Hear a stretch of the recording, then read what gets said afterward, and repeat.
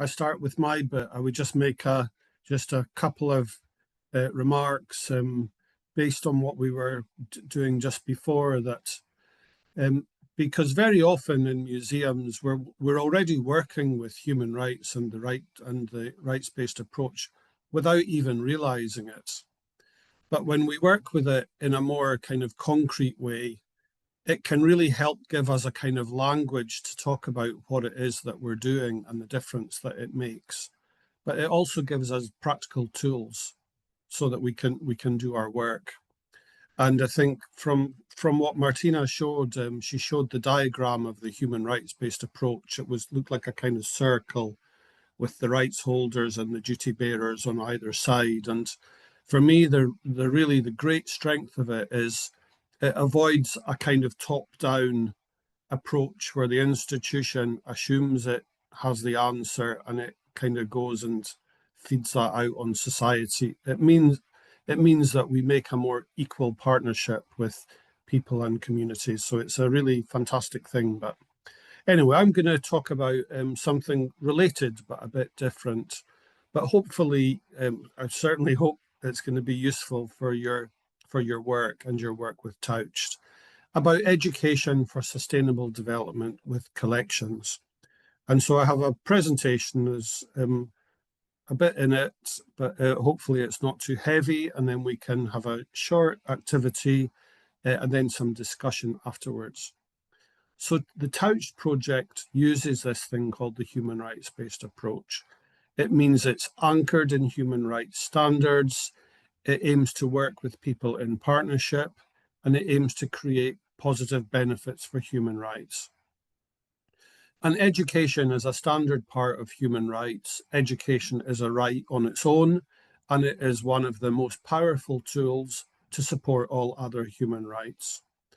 So education is part of the main international agreements, like we heard from Martina, the Universal Declaration of Human Rights that everyone has heard of, the International Covenant on Economic and Social and Cultural Rights, I've missed the word cultural out, which almost no one's heard of, but also in some other international agreements related to particular groups of people, the Convention on the Rights of the Child, and conventions and declarations relating to women, persons with disabilities, Indigenous peoples, and others. So there are lots of these agreements, but let's face it, many people don't even know they exist, and that is a huge barrier.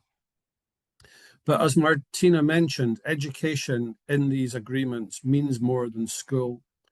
It also includes lifelong learning. And so the old model of like a teacher at the front telling pupils things is also a really outdated idea of how school works.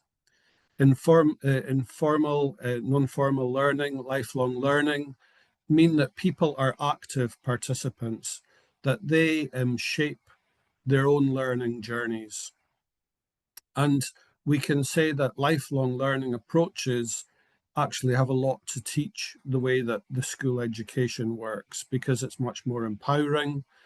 And, you know, whereas the education in schools is often about kind of giving people like information or skills for work, lifelong learning is a bit different.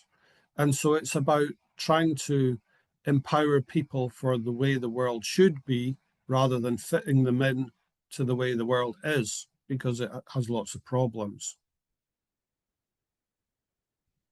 And so here we have it it's called the ICCROM education, and I'll just read out some key bits from it, because I think they're a really fantastic guide for our work. The education shall be directed to the full development of the human personality. That's arguably the most important part in this. It also gives us a kind of curriculum to strengthen respect for human rights, to enable people to participate effectively in society, to promote understanding, tolerance, and friendship. And if we look at the Convention on the Rights of the Child, it is more or less the same, because these, of course, these agreements are all related to one another, but it is more specific in mentioning the natural environment, respect for the natural environment. And it has to be said, there are lots of different kinds of education, lots of different pedagogies. So one of them is, there used to be one called Education for Sustainability. We don't really talk about that anymore. But these are four common ones: education for sustainable development, global citizenship education, human rights education, and peace education. They have slightly different origins, and some of them do slightly different things. Education for sustainability, which we don't really use, was very much rooted in how we use natural resources. Global citizenship education was different. It was mostly about promoting kind of tolerant, peaceful societies. But those two have kind of come together in how we understand education for sustainable development today. And so I'll read it out, hopefully to show that it's really different from how we think of as a typical school education. So it empowers learners to make informed decisions and responsible actions for environmental integrity, fair society, present and future, respecting cultural diversity. It is about lifelong learning and is an integral part of education.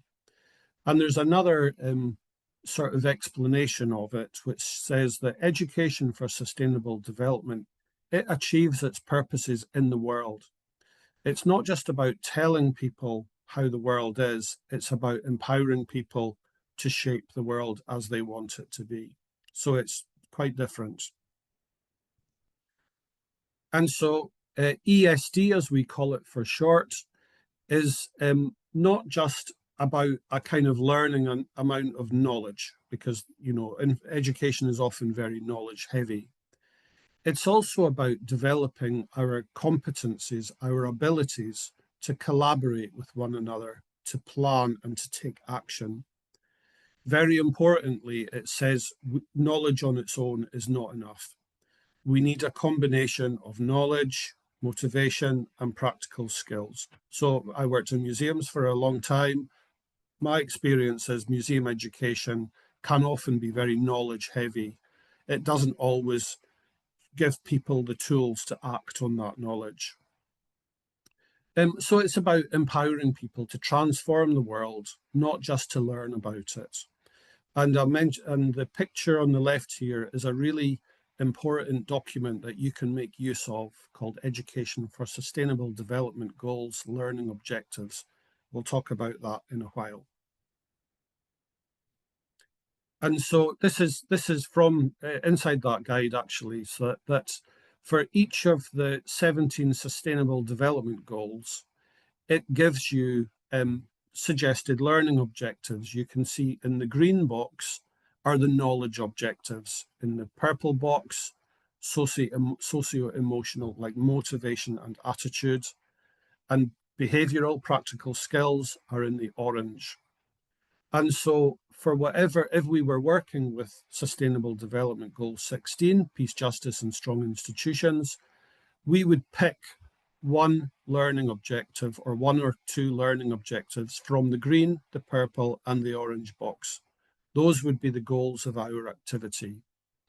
But we can also see there are far too many objectives there at the moment. No one would use all of these. So we need something else to help us get more focused.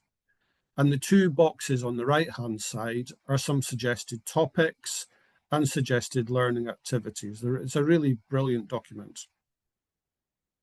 And we'll share the link for it, of course. So we have these things called the 17 Sustainable Development Goals, which you've probably seen. But what is the relationship between these and lifelong learning? And so if people are familiar with what's on the right-hand side, it's just a picture. It's just a picture with 17 colored boxes. What do we do with this? So within the Sustainable Development Goals, there is a very focused target. The target is called Target 4.7, and it is part of Goal 4 on quality education. It's about education for sustainable development and global citizenship. We can just call it Education for Sustainable Development for short. And so what we work with in Towched is we work with both of these. We work with the target in a very focused way, but we also make the connection to the other sustainable development goals. And I'll show you how next. So target 4.7 has 8 themes, okay? Cultural diversity and tolerance, gender equality, human rights, peace and non-violence, climate change, environmental sustainability, human survival and well-being, and sustainable consumption and production. So these are the 8 themes which are part of SDG 4.7, which countries are supposed to report to the United Nations. So target 4.7 is something we should pay attention to, because it's the most concrete way to show that we are contributing to the SDGs. So we would choose one or a couple of these 8 topics, okay? And then when we've done that, then we would look at, well, what is a relevant SDG? If I was interested in the theme of climate change from 4.7, which of the 17 SDGs does that relate to? We just look at the picture of the 17. It's really easy. And then we would look at the document I mentioned before with the sets of learning objectives. And we would choose one or a couple of knowledge, motivation, and practical skills for our learning activity. Okay, so we would choose those learning objectives, and then I would say, okay, as a result of this activity, I would want, let's say, 100% of the students to tell me that they have developed their knowledge on this topic. We would do that before the activity, if we had the chance. So we use SDG 4.7 and this document to plan our activity. What is the theme? What's the related SDG? Set the objectives and set a target. Do the activity and then monitor it. For example, if I wanted to work with the human rights theme of SDG 4.7, and I was working with, I'll make it up, with a group of young people, I said, okay, let's work with human rights. What topic are you interested in? And they said, well, we're interested in climate justice. So that helps us involve people in shaping the learning activity. And so, well, climate justice, I could look up 2 different SDGs.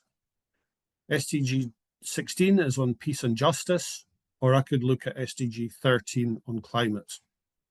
Probably I would find SDG 16 more useful. So I would look into the book, into the PDF, and I would look up SDG 16, and I would choose a learning objective for the knowledge, the socio-emotional, and the behavioral bits.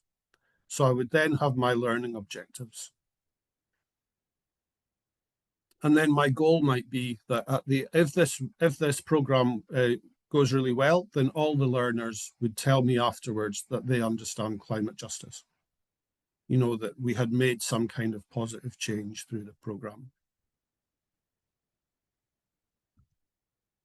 So in a short way, what we do is we select the ESD theme from the list of 8 themes. We choose a related SDG or 2. We set our objectives, making sure we have one for knowledge, for socio-emotional, and for behavioral. We do our activity, and then we monitor it. We evaluate it, and that way we will be able to talk about the difference that we made through our activity. And we can also say that the value of doing this is that because countries report to the United Nations for SDG 4.7, it's part of their commitments under a particular international agreement called the UNESCO Recommendation on Education for Peace, Human Rights and Sustainable Development, really long name. But then also you could reach out to your national UNESCO commission or to your city or to your board of trustees to tell them how you're working with SDG 4.7 and the wider sustainable development goals. So it helps to tell your story.